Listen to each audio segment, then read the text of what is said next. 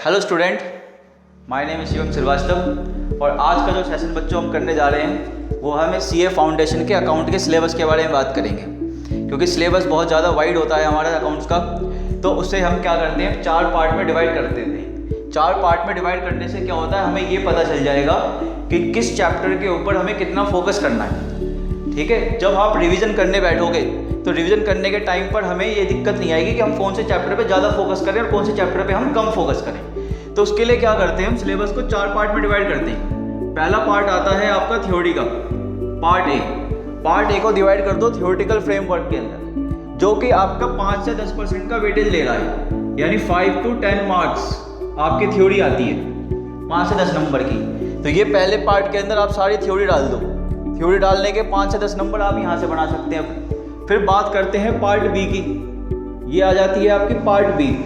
Part B के अंदर क्या होता है, accounting process, bank reconciliation statement, inventories and depreciation. ये जो आपका अकाउंटिंग प्रोसेस है, इसके अंदर हम क्या पढ़ते हैं, बुक्स ऑफ अकाउंट्स पढ़ते हैं, जनरल लेजर, ये सारी चीज़ें हमें बुक्स ऑफ अकाउंट के अंदर पढ़नी होती है, सब्सिडरी बुक, परचेज बुक।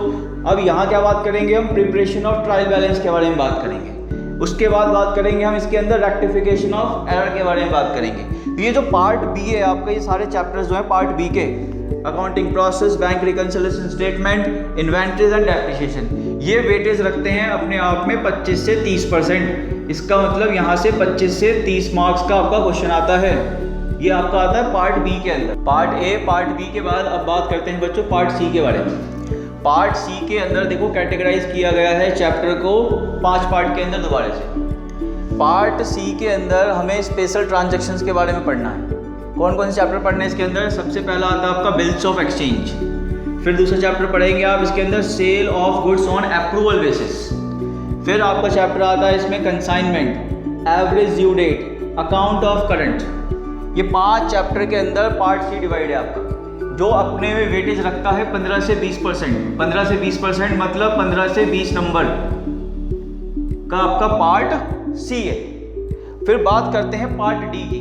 तो देखिए पार्ट डी के अंदर मैं इस पार्ट डी को 2 पार्ट में डिवाइड करता हूँ। फिर से इस पार्ट डी को 2 पार्ट में कैसे डिवाइड करें, 3 चैप्टर अलग से रखेंगे और 1 चैप्टर अपना अलग से रखेंगे। इसमें क्या है, ये पार्ट जो सी डी है आपका, इस पार्ट डी के अंदर हमें एक तो final account of sole proprietorship, इसका मतलब क्या है, trading profit and loss and balance sheet वाला जो चैप्टर आपने कभी 11th क्लास में पढ़ा था, वो चैप्टर है ये। फिर आप पढ़ेंगे पूरी की पूरी पार्टनरशिप।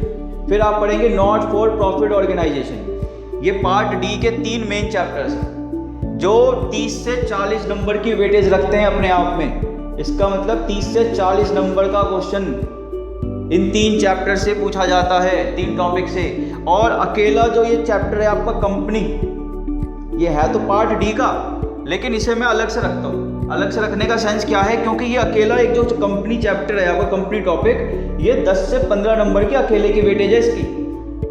तो कुल मिलाकर आपका ये और ये पार्ट जो टोटल है आपका, देखो 40 अगर हम यहाँ से माने, 15 यहाँ से माने, तो टोटल आपका जो वेटेज है वो 55 मार्क्स।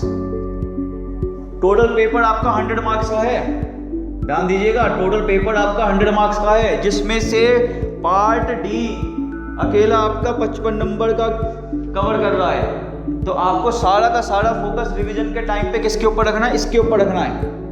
फाइनल अकाउंट का क्वेश्चन, पार्टनरशिप का, नॉट फॉर प्रॉफिट ऑर्गेनाइजेशन और कंपनी अकाउंट। अकेले ये 4-5 टॉपिक आपका 55% वेटेज रखते हैं। तो अगर आप इन पे ज़्यादा फोकस करते हो तो 55% मार्क्स यानी 55 नंबर आप जो है अपने सिक्योर कर लेते हो। फिर आप अपने जो पीछे के पार्ट ए, बी और सी थे उसके ऊपर फोकस करेंगे। तो इस तरीके से अगर आप अपने अकाउंट के सिलेबस को कैटेगराइज करते हो वेटेज के अकॉर्डिंग, तो मेरा मानना है कि आप अकाउंट्स के अंदर 100 में से 70-80 मार्क्स आसानी से गेन कर सकते हो, बहुत ईजिली। आपको फोकस 55 मार्क्स इस पे रखना है। फिर आप पार्ट बी पे जाओ, फिर पार्ट ए पे जाओ, फिर पार्ट सी पे जाओ। इस तरीके से आप अपने पार्ट ए, बी, सी को कैटेगराइज कर सकते हो। तो अगर आप इस तरीके से अपने सीए फाउंडेशन की तैयारी करते हो अकाउंट्स की, तो आप 70 से 80 नंबर आसानी से गेन कर सकते हो। ठीक है बच्चों, तो आपके अकाउंट के सिलेबस की वेटेज के बारे में आज आपको बात कर रहे थे। और नेक्स्ट वीडियो में हम बात करेंगे इकोनॉमिक्स के सिलेबस के बारे में। कि इकोनॉमिक्स के सिलेबस के ऐसे चैप्टर वाइज मैं आपको कैटेगराइज करूँगा और उसमें बताऊँगा किस किस तरीके से आपको इसकी तैयारी करनी है। Thank you so much.